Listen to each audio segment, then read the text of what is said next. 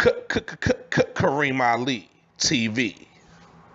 So let me ask you a question, man. You know you're a hip hop artist, man. Coming up, who had the most influence on your music?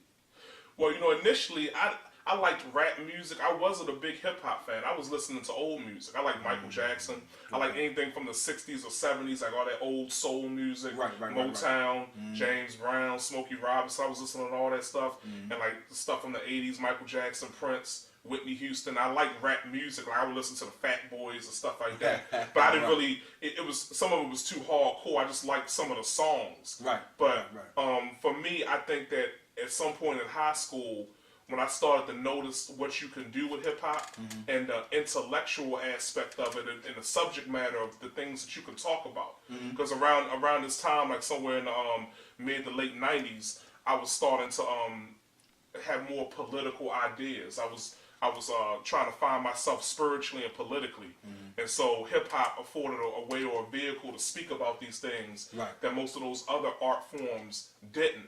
And then to answer your question, I think that Rakim would probably be my biggest influence. He came out with an album in the late '90s, and I remember him when I was a kid because people was listening to Paid in Full and all that stuff. And I remember him and Big Daddy Kane. People would have arguments, but I didn't really, it was a little bit before my time. I was very young.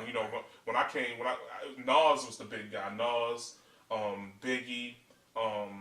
Jay-Z wasn't even looked at like that then. It's funny. But Rakim came out with the 18th letter. And when I listened to that and the greatest hits, I was like, man, I started seeing parallels between how other artists have really taken a lot of his skills, his rhyme schemes, and built up on it. And he was the foundation for that. And so it made me kind of want to do this. So it was like Rakim, KRS-One, and then at a point it was Cannabis. I really like Cannabis a lot. I did like Eminem a lot, especially like in the early 2000s, late 90s, because I felt like he was different. I really went for the more lyrical people. Like, I'm attracted to people with very high skill levels. And so when I give my music opinion, usually it's based around that. It doesn't have to be that. It's not the singing business or the rapping business. It's the entertainment business. But lyricism is what does it for me. And if I'm going to listen to a singer, vocalism is what does it to me. I don't understand why people like artists that can't rap well or can't sing. Like if I watch a football game or a basketball game, I don't want to see players that can't play. Why do you want to listen to rappers that can't rap?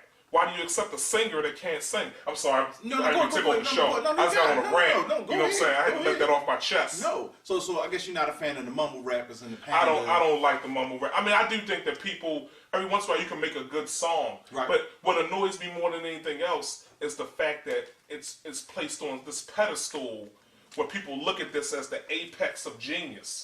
That's what annoys me.